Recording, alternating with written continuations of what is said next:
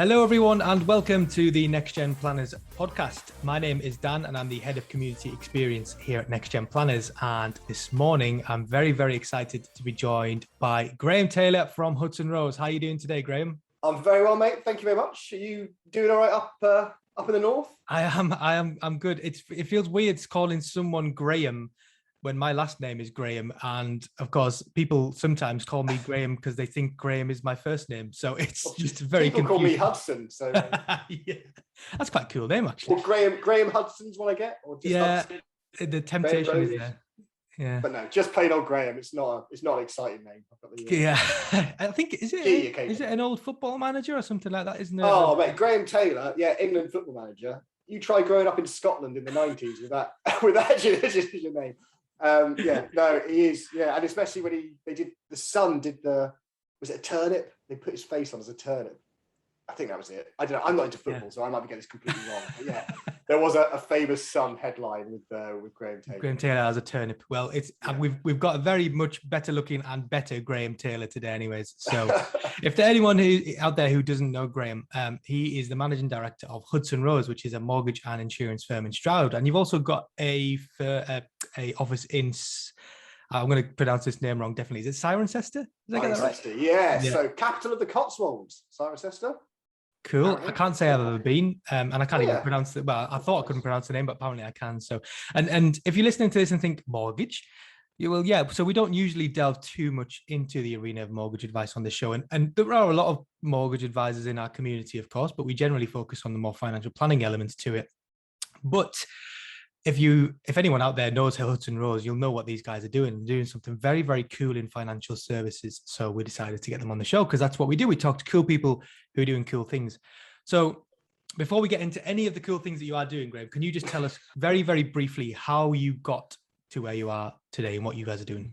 How I got to, potted history of where we got to Hudson Rose. So I've been a broker advisor for 15 years in April, it'll be. So age me a bit. So I started my career in 2007 when times were amazing and everyone was throwing money at each other with London and Country down in Bath.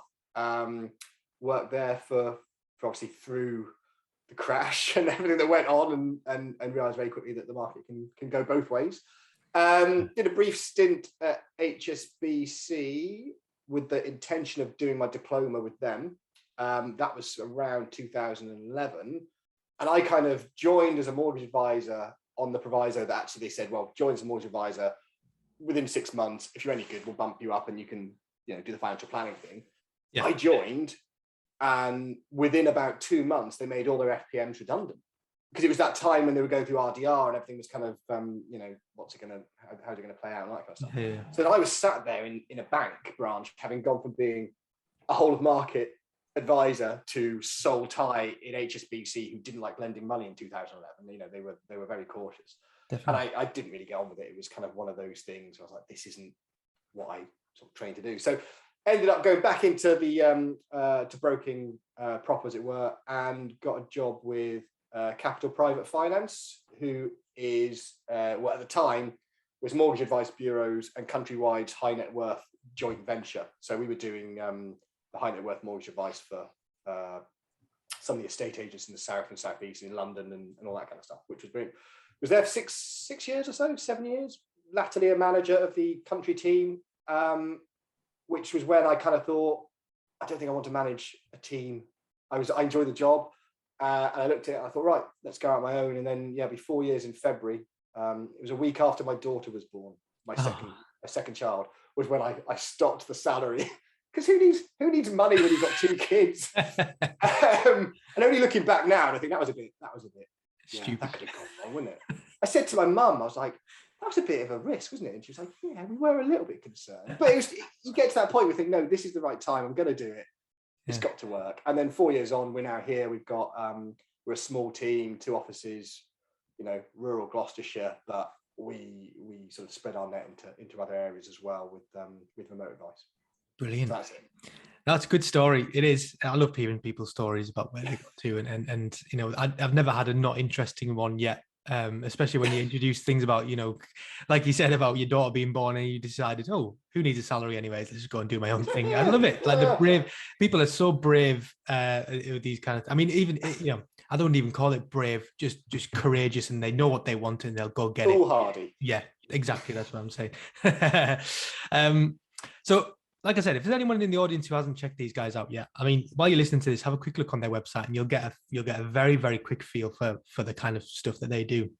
And I think it's actually one of the most refreshing takes that I've seen on not just mortgage, but on the whole financial services industry. You guys do not look like a mortgage and insurance advice firm. The promotion's so slick. The messaging is extremely down to earth. There's no kind of complex jargon or anything in there. It is literally written like someone is talking to you directly. And I absolutely love it. Obviously, for some people like me, that works very well. I can imagine, for others, it doesn't work very well. But when did you can you remember when you guys decided to go down that route of taking that kind of, brand new, fresh approach to a very, very traditional industry? I mean, it was from day one, right? So it started off with me in a room to decide, and when I was deciding I was going to leave CPF and I was going to set up on my own, it was all about looking at what are the modern kind of like brands, why are a lot of mortgage firms branded in a certain way? Because that's not me, right? I'd spent 6 years pouncing around the Cotswolds and stuff, wearing a tweed suit and hiding my tattoos, and and that's fine, that's cool, there's nothing wrong with that, because that's what the job required. And I had a great time and it was really good. But when I sort of came to set up my own business, I was looking at I wanted something that didn't have necessarily mortgages or financial advice or financial solutions in the title of the business. I wanted it to be something that was sort of standalone. It could be anything. Hudson Rose could be, whatever you want it to be. Oh, yeah. And then it was initially about the look and the feel. It was about actually, I don't wear suits. I don't particularly, I do like a suit. Everyone sort of says to me, oh, you'll never see you in a suit. I mean, you will. I do. I like wearing clothes. So a wedding. Yeah. Yeah, I will wear a suit. Yeah. But that's not the point. But it was kind of like, well, I just want to put everything I like into my business, because if I'm going to spend however many hours a week involved with this, then it seems right that I just smash everything I like. And I've got lots of different things I like. I like arts, things. I like music. I like fashion and clothes, I like design. I just like nice things. So I think the key thing is it was never really sat down and thought of as some kind of cynical marketing, let's go after this thing doesn't exist, we can fill that niche. That didn't happen at all. It was just actually, well, this is me, this is what I do, and let's make it look smart. And it was always about, I guess the thing that always sticks in my mind looking back, it was about being smart but accessible. So it wasn't trying to be an elitist. It wasn't trying to be, we only do high end or we only do Cotswold stuff. It was just actually, we're quite smart, we're quite presentable, but anyone can get involved if you want, good advice. And I should say, in all of this, the way we look and all the stuff we do, it's underpinned by the fact we do the job well. Because you'd be somewhere if you do it well, you can't be all spin. Exactly. I mean, you're perfect in what you said. That there was I don't even think you actually said the word, but there was a tint of the feeling of inclusivity in there, and the fact that this is for mortgage advice should be, in reality, and it probably is, like you before we started, you were saying some quotes of the figures about like 90% of people do get mortgage advice nowadays and things like that. But it should be for everyone and is by everyone, and therefore you guys have decided to make it as inclusive and as open as possible, because most people, I'm imagining, they probably get a bit of a shock when they come and work with you guys because it's not what they expect. You're right. Sorry, I had to interrupt there. It's cool, it is about, mortgages are very, very big numbers, very important things, and they apply to a lot of people. Obviously, unfortunately, maybe not as many would like, but a lot of people only encounter professionals at certain points in their life. Going to the doctor, or somebody dies and visiting a lawyer.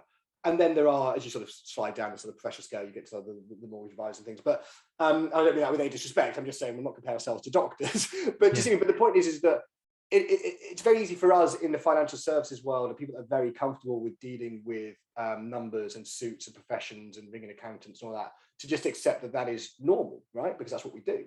But there's a lot of people out there that's not normal, and they don't go to work in an office, or they don't go to work with someone who's got letters after their name or spent 4 years at university. And there's for the only time, so when they encounter a professional, it's a bit like, Christ, we don't know what's going on. And then also to add the pressure then of maybe trying to buy a house or refinance a house. So a very big number secured against your family home, and you're presented with a web page or a list of offices of things which you don't really relate to because actually you've never been in an office particularly. You know what I mean? Like, my wife works as a stonemason, right? She's not, she wouldn't be have been massively comfortable in an office environment because she's never worked in an office. That's just not her vibe, right? Which is fine. So what we're trying to do, what my thought was, well, as long as if people are relaxed and comfortable, then they'll give you the information that you need, and you'll be able to really assess and nail down exactly what is right for them. And I don't know if you mentioned there whether before we started talking, some people just won't come anywhere near us. Some people will look at us and be like, nah, that's not for me, because we can't please everybody, and that's cool because there's loads of other people firms that will work for them. So I guess we're just doing what we think, what we like, and also hopefully other people are coming along for the journey with us, which is great. It's brilliant. It is. I mean, I think everyone in the audience will definitely agree that it's so refreshing. I think, there's a lot of this happening in financial planning as well, with kind of, no uniforms and kind of taking a much more refreshing approach on this kind of stuff. So I absolutely love it. And we've talked about this a little bit already, but one of the areas that does get talked about a lot in the Next Gen Planners community is dress code. I mean, it gets brought up every few months, and, we have a discussion about it and things like that. And I think generally, the idea is, as long as you do a good job and as long as you're professional in your kind of demeanor and the way you go about things, clients don't really care most clients, don't really care what you're dressed in. No. For instance, we did a meeting a few years ago when I was working at a financial planning firm, and our director, Rohan, who many of you guys in the audience will probably know, he did it in shorts and flip-flops. And these are clients who had, they had a substantial amount of worth, like wealth, and we did a whole meeting with them, we changed their complete perspective on life and everything like that, but we did it in shorts and flip-flops. Yeah. Did they mention that Rohan was in shorts and flip-flops? They did not once. They didn't even did it. I mean, we were laughing about it obviously afterwards, but they didn't even notice. All they cared about is, can you help me and how will you make my life better? Yeah. And that's what most people want to. And one of the taglines that your business has, which is fantastic, obviously, is hashtag not all suits and ties. Yeah. And we've talked about it from the client's perspectives, but I'm really interested to hear about it from your team's perspective. What impact does not having to wear, not having is another thing as well, by the way. They can choose to if they want to, I suppose, but they don't have to wear them if they, or do you have I don't know. We had 25 of them. No, it's the whole point is what you feel comfortable in, isn't it? That's the thing about it. And this is the thing, right? Hudson Rose, and I look how I look, right? I dress how I dress and all this kind of stuff, right? But that's not a prerequisite to work at Hudson Rose, right? You don't have to come in with tattoos and stupid hair. Right? Yeah. I've kind of filled that bit of the thing. So but it's about it sounds cheesy, but it's about being you, right? It's about being honest. It's an authenticity, right? And I was thinking about what you're saying about the suits and things, and not all suits and ties. It's a bit tongue in cheek, because a lot of people don't wear suits, right? A lot of, there's a lot of polo shirts being worn nowadays, right? So maybe it should be not all polo shirts and chinos, but that's fine, because it's whatever you want. We're not saying that people that wear suits or polo shirts are any worse. That's not telling. It's just that it's our differentiator, because people's perception, and it's not necessarily the dress. It's not saying that, well, if you wear a suit and tie, therefore you must be this, right? But it's what the suit and tie represents. And I think that's what we're saying, is actually in an industry that is thought of as being very done up buttons and stuffy and no brown in town, all this kind of stuff. Actually, it doesn't need to be. So from a style perspective, it's never really been a conversation that we've had. I mean, we've joked about the fact we went on a what can I call it? Team bonding. We went to the pub and played darts in Bristol the other day, right? And we joked about how the fact we should probably all just do it in a suit, just so we all come 80s power suits and just do something completely different. So there could be a point where you see us all together, but day to day, it doesn't really come into focus for us, because Guy, for instance, one of our brokers, Guy, he's really into classic Fords, 1970s Ford Escorts. I've got to be careful when I say he likes old Escorts, because it can come across really bad. Yeah, that does. You know what I mean? Make sure you say Ford before. Yeah. Exactly. He likes old Escorts. But the point is that, you know, that's his thing, and that's great, and he will chat to clients because he's relaxed. Yeah, he's relaxed about it as well. Do you see? So we've got all these kind of different things, and that's what I want Hudson Rose to be, is about the brokers and the staff and everyone here can be who they are and be relaxed in it, and therefore that rubs off on the clients, and the clients that come in do tell us that a lot that they wouldn't have come if we didn't look the way we did, and that's always nice to hear. That is lovely to hear. Yeah, it's really nice. I mean, there's a lot of talk as well at the moment. So by the way, we're recording this in November 2021. So by the time this gets released, it'll probably be 2022. But I'm assuming this conversation will go on for years now about this whole thing of, you know, working from home, and is it more productive or less productive and things like that. And we're not going to talk about that here, but the idea of, you know, does being in a suit at work make you any more productive? And I can't see how it possibly could. But that's one of the arguments that gets brought up, is that productivity is linked to your professional dress. And I just, what are your thoughts on that? Do you think it links? I understand an element of that, right? And I know kind of where they're coming from, and it's, you dress for the part, right? So if you're dressed in your pajamas at home, is your head in the game in the right way? Well, I mean, different strokes for different folks, I guess. Just to let everyone know, I am sat in a pair of pretty much pajama bottoms right now, recording this podcast. And so far, this podcast has been so unprofessional, it shows. Dan. So I can't believe I'm still here. That's a good argument for it, actually, isn't it? Yeah. If I had a pair of trousers on, this podcast would be miles better, wouldn't it? Yeah. Trousers on podcast, mate. That's the way you've got to go. But I don't know. I don't know. I think there's certain elements where you're not, you know, if you're a corporate lawyer closing, you know, multi-billion-pound deals in the city, you're probably not going to want to look like me. There's a time and a place, isn't there? But what we, and then maybe that's a business to business. I think there's two questions: there's business to business, there's business to consumer, right? We're a business to consumer industry. So financial planners as a whole, apart, you know, they do corporate stuff as well, but generally it's considered business to consumer, business to customer. So that, I think, is a fundamental difference in where you can maybe dress down a little bit if you feel comfortable. Some people feel comfortable and having their game face on, right? Because we all play a part, we all act a role at work. I mean, there's not many people that are exactly the same at work as they are at home. You put your suit on, you put your uniform, whatever it is, and you go out and you are that.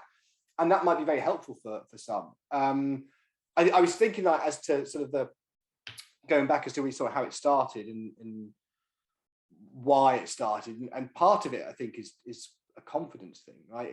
I was 11, 12 years in the job before I started doing this, and by that point I had the confidence in my abilities to do the job that made me say, actually, how I look doesn't matter because I know I can do this. And I'm not saying that's some arrogance. It was like, it was 11 or 12 years, I still balls things up every now and then, but you know, it was like, actually I'm confident enough that I can say to people, do you know what, if I do look like this, it doesn't matter because I know I can do it. And maybe when you're younger, certainly I wouldn't have bowled around looking like this 2 or 3 years into my career, because I would have thought the professional suit and image I gave off instilled that confidence in the client. Whereas now I hope the way I act and talk and the knowledge I have, that instills the confidence and therefore supersedes what I look like or what, you know. That's such an interesting point, is you having this confidence to say, you know what, I'm going to dress like this and I don't care what you think, shows your level of confidence in yourself. And therefore, if anything, that's actually a bit of a more indicator of the fact that you do a good job, because you know you do a good job and therefore you don't need to dress up to hopefully. Maybe I do. Maybe if I dressed up in a suit, I'd have double the amount of business. That's what I was just thinking. Maybe if I wore trousers and a suit, these podcasts would be miles better. So apologies to everyone in the audience who's listening. You know, these podcasts are awful because I sit here in pajama bottoms and do them. That's why it is. But the next question was going to be, have you ever come across any issues with clients like surrounding that area? But you actually said in one of your previous answers that someone said to you, if you weren't like this, I don't think it was just your dress sense that had that impact on them. I think it was the whole kind of feeling of Hudson Rose and that kind of, you know, the personal relationship that they get. But have you ever come across any issues with any clients? Like, with that not with clients, no. And you know, maybe it was the beer that we were giving the client that told me. That made them say for each office. Maybe that was it. No, but I think I think client-wise, because by the time the clients come to us, they're interested. They've either seen our social media, they've seen, listened to a podcast, website, whatever. There's something that is attractive. Quite often, it's driving past the office. And that's a whole other thing about, in an industry where it should be basically removed from the high street. We decided to go on the high street in our local town, doing the 2 offices we've got, and people often say, well, why are you choosing to do that? But that's a kind of separate point.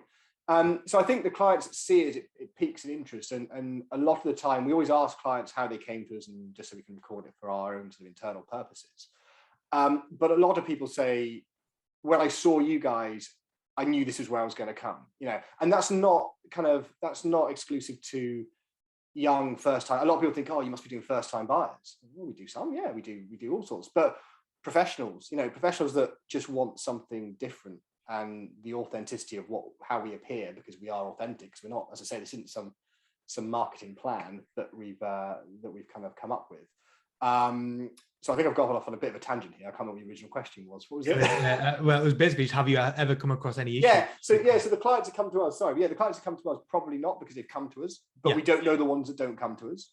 I think the bit where I don't say worry, but the bit that I would concern me the most is professional relationships, is whether other businesses would feel comfortable introducing their clients to us. Now we do have introducers, and we've got some very good introducers. We've got some, we work with a new build site, which is, they've got nationwide coverage, and they are building high-end stuff, and they are a privately owned family firm, but they're not, they don't present themselves like this. They're doing nice things.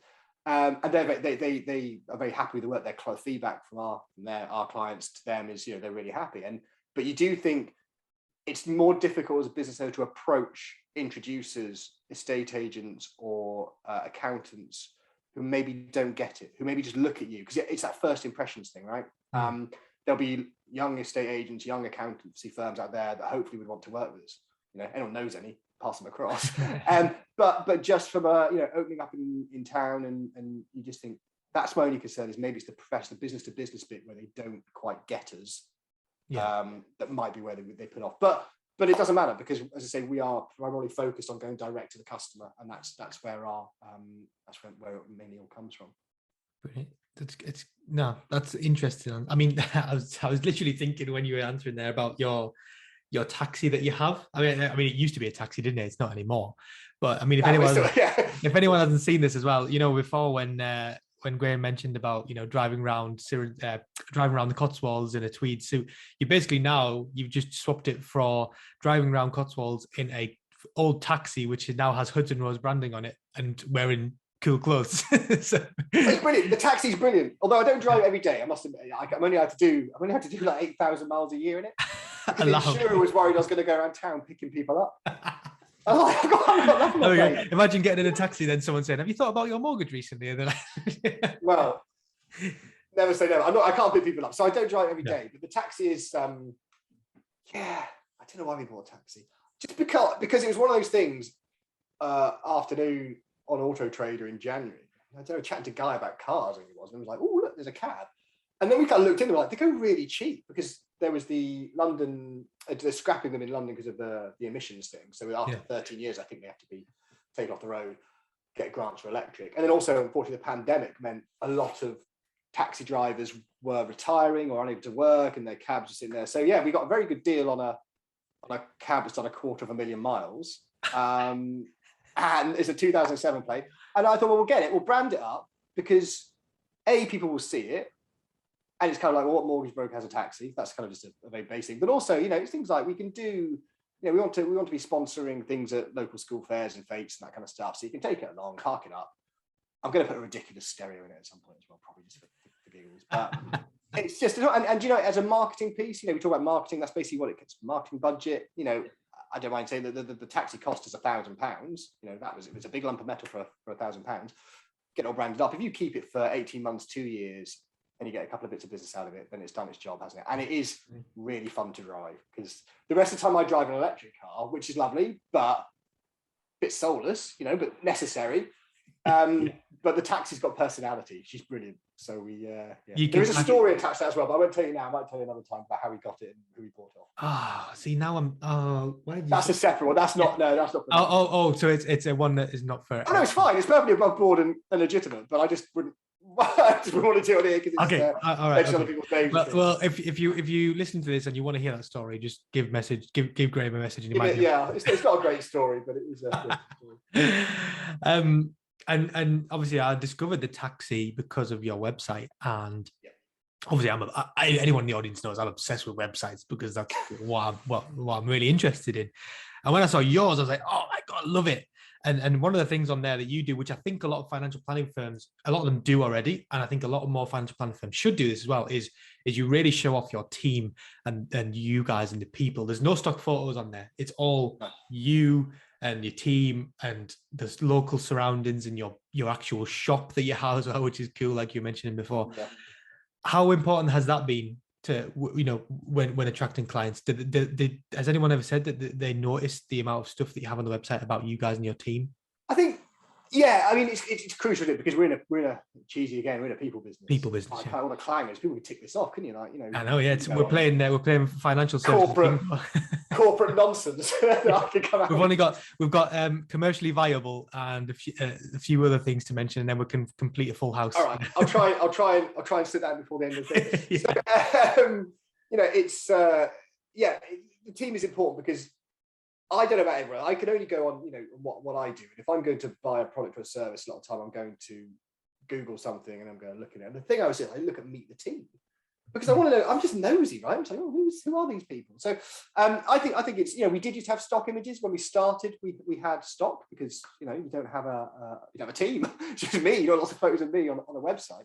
But the one thing we've done is we have a photographer on a retainer. It sounds very glamorous, doesn't it? Yeah. But we have a guy who is he's a friend, and he's a wedding photographer. And then when the weddings kind of took a dive last year, he set up a kind of business for social media photos, because I think social media, the days of the odd snap here and there, and takes you so far. But I think having some really nice professional shots really ups the game. So he comes in, once a quarter, and we have a 2 or 3 hour shoot with everybody, and we might update the photos on the website, and we'll generally like to go out and do something. He'll come and take a few snaps. So there's one of Cirencester Market from the summer and a few other things, and that keeps our social media stuff fresh. It means we've got some really nice shots for our newsletter and everything else. And that's maybe why we've been fortunate to have the website we have, and it's working with someone that can give you a constant flow of images, which again, you kind of picked up on this from the FT Advisor article. Yeah. And again, we were able to just give Ruby, the journalist, access to our Google photos to say, there you go, take some of these professional, whatever you want to use for your articles. So we'd be lucky. And I think a lot of businesses could benefit from having a guy like Johnny, and there's plenty of them out there that come and do regular updates. It's money well spent, in my opinion. Definitely. No, yeah. I think so yes is the answer to that question, which was yes. it has attracted clients and it is useful. Yeah, okay, that's good. Yeah, sorry, I go off on tangents. No, that's fine. I love it. We have to do it with everyone. It's fine. So I think this next question as well, I think I kind of maybe presume too much, because I assume that your promotional material is aimed at a younger, more modern audience. But then you said before that you actually have clients who aren't perhaps, first-time buyers and stuff like that. But I still think that they might perhaps fit into the younger, more modern area. But when you do talk to those clients who are younger and I don't even want to say the M word, because you know what I'm going to say, but it starts with M and ends with L, millennial. But what do you find that they care about the most compared with perhaps other generations that you've worked with in the past, not just related to mortgages, but everything in life? I mean, we obviously focus on the mortgage side. We like to speak to people about what they're into beyond that. As I say, on our if you fill in our form on our website, one of the questions it asks you after is asked you like 3 questions about what you want to do. It says, do you want to pick a song for our playlist, right? And that's a nice icebreaker, and you can have a chat with clients. But generally we are talking about their finances and everything else apart from the bits around the edges. Do I think the younger first-time buyer crowd, I honestly think it's universal. People have the same questions and the same concerns and the same fears, whether they're first-time buyers or whether they're, 55 and buying a £1.5 million house or whatever it might be. Okay, I think the fundamental fears and it is about fears are the same. It's a lot of money. It's a big multiple of your income, pretty much at whatever stage of life. The numbers just get bigger, for the more affluent. Yeah. So I wouldn't say there's a difference necessarily between what they're kind of concerned about. I mean, sure, they're into different things, and some of them would rather you text them rather than phone them, but you've got to do. But our core demographic is probably mid-30s. We do go down a bit, go up a bit, but I'm 38. So we fit into that. I often worry that actually we probably don't appeal to the younger ones because we're a bit old-fashioned. Maybe we're a bit. We've got one of our brokers, Charlotte. She's brilliant. She's really young, 24. So she's like I'll root into like the mindset of other people. Like, what are you guys thinking? But ultimately, as I say, it's about doing the right job, and it's about people seeing our reviews and saying actually these guys are good. But I think the fears are the same.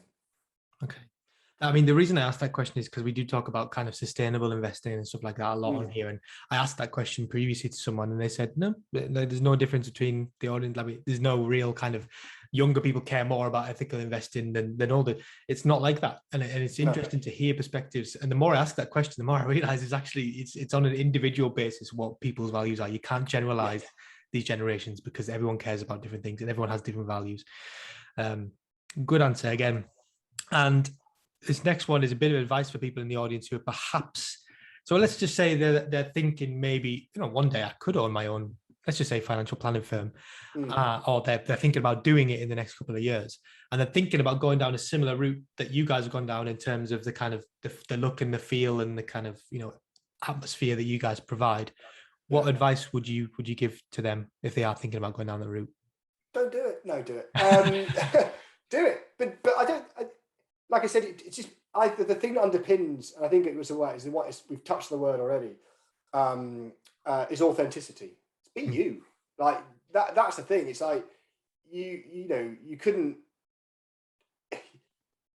clone. You could clone what we do, but if it's not what you're into and it's not you, then people are going to see right through it. And that's kind of the whole suit thing, right? It's because it's people. I think some people. We shouldn't say people because as you say, you can't generalize, but some people realize and look at the suited and booted and the very corporate, and they think it's hiding something. We've had all the kind of like, the scams and the money making and all the stuff that you read in the press about big firms doing nasty things, all that kind of stuff, right? So I think it's about being authentic. I think if you're going to go out on your own and set up your own financial planning firm, just think, well, what do I like? What am I into? And then that will just shine through, and you'll pick up the people along the way that kind of either have the same outlook as you, or even if they're not into the same outlook, they buy into your authenticity. We can't all be into the same things, but the honesty and the authenticity of what you offer will shine through. And then our business, our industry, the financial planning industry in general, is trust. It's a massive part of trust, isn't it? It is. Yeah.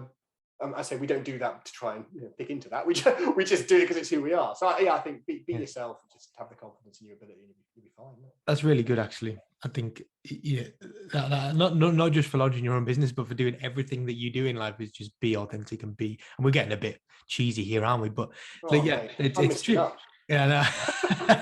I never. It's because I'm wearing pajamas. I'm getting all. Is it? I know. I'm still. Yeah. Okay, so if we think about the future of Hudson Rose, then, and you kind of what you want, what would you say your vision is? Where do you want to get Hudson Rose to in the future? Oh, I don't know. I mean, we live it day to day. We've got sort of aspirations. I always think that Hudson Rose could, it's always been from day one that it could be more than just mortgage and insurance. That's my background, right? But we've got people in the business that are accountants. We know wealth managers, but I'm sure we'll come across a wealth manager at some point, and we might do something in that arena as well. Do you mean? So that's the idea. That's why it's not called mortgage Apex Solutions or something. Do you know what I mean? It's not limited to that. We could just start selling beer or something, whatever. But so I'd like to have Hudson Rose as a kind of professional services company, because the ethos of Hudson Rose it's not just mortgage. It just happens to be that that's what we do, mortgage and insurance at the moment. But why can you not have an accountant working under Hudson Rose? Why can you not have a surveyor? Why can't you have an investment advisor? Because the tools, the technology we use, and our sort of presentation to the world applies to all those things. We're no different to an investment or pensions advisor or whatever, it's all professional stuff. So I don't see why it couldn't work across board. It's So like what? who knows, man? Do you know what I mean? It's like could all go wrong tomorrow. It's like I love when you said why can't we launch a beer shop? That was perfect. There's a shop in Newcastle. If anyone's from Newcastle, they might know it, in Granger Market, which is it's a barber's and a coffee shop and a florist all in one. So literally, you can go in there, get a coffee, get your haircut, and also buy a beautiful looking plant for your living room, all in one place. So why couldn't you guys do that? Why don't you launch a florist? we could have a pub at the back. Exactly. I mean, there's plenty of firms out there who actually do have pubs in their offices, which is pretty cool. We've got a beer fridge. We could be business up front, party out back. Is that like our new business? like a mullet. Just a picture of mullet. Yeah, I think when I used to work in a finance planning firm, we used to have a Nintendo Switch in the office, and that was pretty good on a Friday afternoon. Have some beers and play on a Nintendo Switch. Yeah. What have we? Well, we always have a beer fridge. We have a beer fridge in each and a subscription in each office because if clients come on a Friday afternoon, if you can offer a drink, you don't have to. Yeah, of course. But also for staff, like we will have a drink. Just a beer. End of the week, it's nice to you're in an environment where it's nice to go to sort of chill out. And I say again with the staff that we try and do something once a quarter. It was darts last Thursday. Yeah, which ended up at Rosie's house in a terrible drunken stupor. But it was fun. And that point is it's just keeping everyone together and just doing it a bit of a different way. I mean, if you think about like 30, 40 years ago, if you asked someone, do you want to go and play darts with your workmates? They'd be like, can't think of anything worse. Or do you want to stay in the office for a while on Friday afternoon and drink some beers with everyone? Like the chances of that happening like 30, 40 years ago is probably very probably in the pub all day in financial services 30, 40 years ago. That is true. I was probably didn't leave, but it was a good day out. It was a good day out. Good stuff. And now we're really getting onto the questions that we ask everyone. Right. And I love asking this question because it's such an exciting question.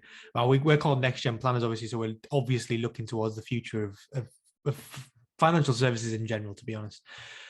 So what are you most excited to see happen in financial services over the next, I always say a decade. So let's say 10 years. What are you most excited to see happen in financial services? Oh, I don't know. Oh, that's a tough one, isn't it? Yeah, it's a hard question. What am I excited to see in financial services? Financial services and excited don't usually go together. I'm not sure this is really. I mean, yeah, I don't. Honestly, can't really think. I mean, it's such a vast scope. I think it'd be nice to have. I think it'd be nice to have more of a high street presence. I honestly do. I think there is, again, going to authenticity, going back to trust. Okay, there used to be an insurance broker on every street corner. You used to have your financial planners and your wealth managers, and then everyone kind of thought, oh, we need to do this. The internet, we can do it on the phone and mobile. Everyone sort of goes back to doing it on either at home, in an office in the garden or wherever, or in an office unit on an industrial estate, whatever it might be, because it's cheaper, right? Why not? But I think there's a place for, we talk about the regeneration of local high streets. You've got your baker, your butcher, and your barber, and they're all very authentic things. And actually, I think financial services has a place among that. Banks are disappearing from the high street, rightly or wrongly. I think they should be there a bit. But I don't think there's anything wrong with having a local high street presence, because again, it's trustworthy. It removes that barrier. Again, it's easy for us in financial services to think that everybody sees financial services as we do. But if you're dealing with investments or pensions or mortgages and you don't know where the person you're speaking to is, you've got a vouch for or something like that, and you've got a number, but their address is a unit elsewhere, and you're fine, you meet them in a hotel or go to their house, all that kind of stuff. But I just think having a high street presence, so I'd like to see more of that, I think, over the next 10 years. I think less. I think technology is important. We like a bit of tech here. We love a bit of tech here, but I think we need to make sure that the person element remains, because it's big and it's scary, whatever you're doing. And I think we need to remember that for our clients, because that's why we're here, isn't it? Definitely. See, you started off saying you don't know, and then you just gave a perfect answer with two answers. It's brilliant. Well, yeah, but I had to think on my feet. It wasn't. I don't think I read all the questions down when you sent them to me. That's all right. Nobody ever does. It's not that interesting. I got halfway down, I was like, fine. Yeah. And the next question you have read, because I know you said this before we started recording, but we always like to ask our guests for a book or something that has helped them in their career so far. You're like me, you're not a big reader. So it doesn't have to be a book. It can be anything, any bit of content, something, some resource that has helped you kind of change the way you think or change your thinking in terms of your career and how it's gone. It's an obvious. It is a book. There is a book. I did read a book once. I sort of didn't want to read. I read at university and I thought, I've done that. I'm not going to read it anymore. I just do music now instead. And learning from people. Speaking to people is always a good one, isn't it? It is. The obvious book is Robert Cialdini's Influence. Like, massive bestseller. Everyone's probably read it. But I like psychology. I like the idea of it. I think that's a very interesting how to communicate with people. And I'm not saying as a means to try and influence the outcome, although obviously that is partly what it's about, but just the idea of things like reciprocity and social proof and all that. I find that fascinating, and we all probably do it. Financial advisors and wealth managers and whatever the bracket financial planners you want to put in, we probably do all of that at a very subconscious level anyway, because that's how people end up using our services, because we instill trust. But it was just really nice to have it broken down and sort of see by someone that knows this is actually what is going on in the background. So that's a good book. That and the BBC Mortgage Calculator. That's the best tool out there for brokers. Honestly, it's on a web page, right? That I don't think it's updated anymore, but it just allows you to put in price, loan, interest rate, term, and then it just gives you payment, interest only, and stresses it.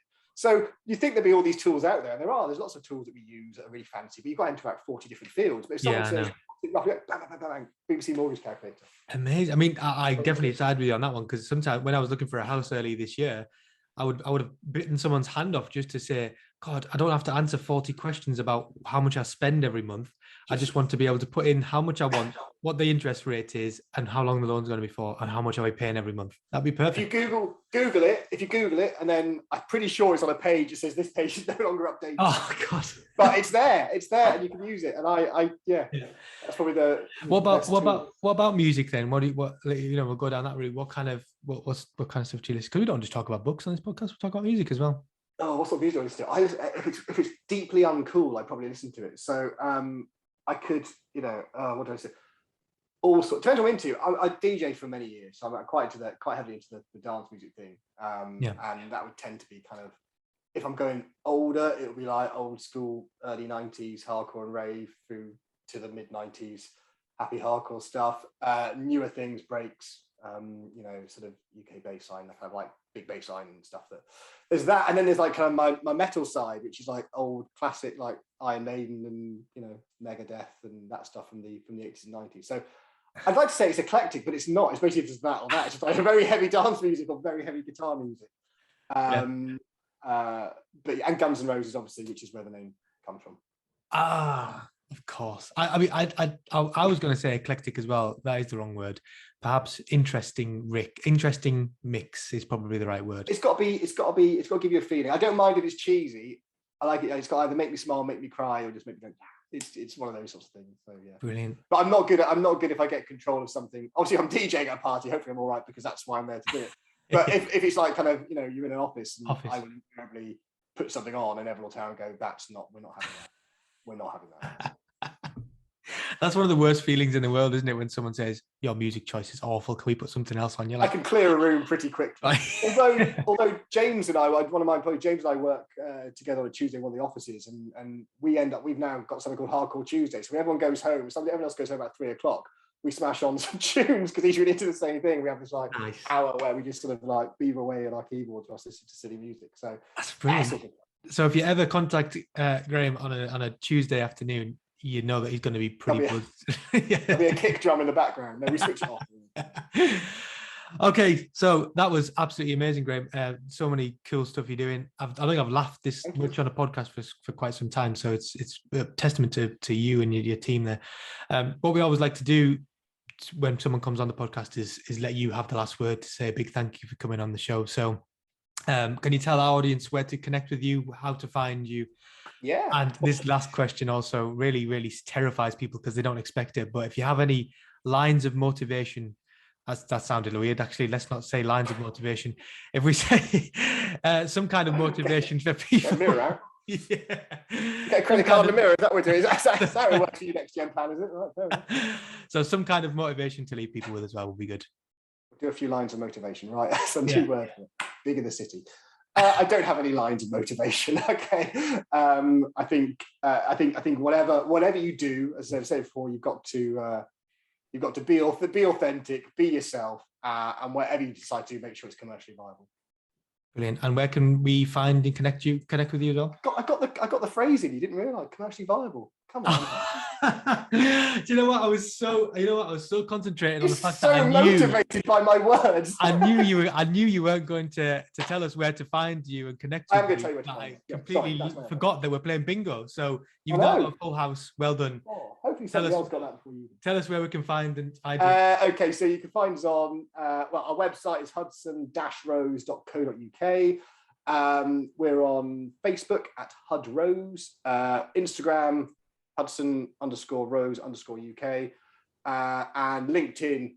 I mean, I've only just started playing with LinkedIn recently. I'm not hugely enamored with it as a place, but I think I have to be there. So do connect with me on LinkedIn, because I do actually like connecting with people now, but I'm not on there all the time, but we are on there as well. So we post there regularly. Or if you want to have a chat, pick up the phone, drop us an email if you've got questions. I'm always happy to speak to people in the industry as well. So we're not a closed shop, but whatever, just say hello and give us a follow. And thank you, Dan, for having me waffle on about random stuff on this. It's been a pleasure. What is a Thursday, which I thought was a Wednesday. Yeah, he thought it was a Wednesday. He said. Yeah. So brilliant. I can definitely testament to that as well if anyone does want to chat with them, because I left a contact form on their website about coming on the podcast, and I think, Graham, you emailed me within like 30 minutes, something like that. I was like, wow, that is service. That was luck more than I think I was there. Oh, you just hovering around the contact forms through it. Yeah, okay. Well, no, I've been waiting for this invite for 3 or 4 years. So like when it came in, I was like, it's happened. I rang the bell, told everyone else. I was like, it's here. Oh God. Yeah, well, that was absolutely brilliant. Thank you so much, Graham. So that was Thanks, Graham Taylor from Hudson Rose on the Next Gen Planners podcast. If you enjoy this podcast, you can share it on Facebook, LinkedIn, Instagram, and Twitter. Yeah, I've got them all there, haven't I? And if you want to share it, you can listen to it on Apple Podcasts, Spotify, and on our website, which is nextgenplanners.co.uk.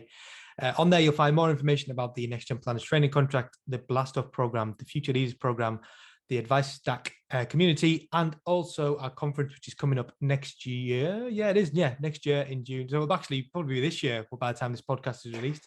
So June 2022, we're having our mega conference. So you can find more information about that online. And of course, most importantly, about joining our amazing community, which has, as we record this, now nearly 600 people in there as well. So they're all brilliant people in there. But yeah, thank you very much for everyone for listening. Thank you, Graham, for joining us. And we will see you all in the next one. Bye-bye.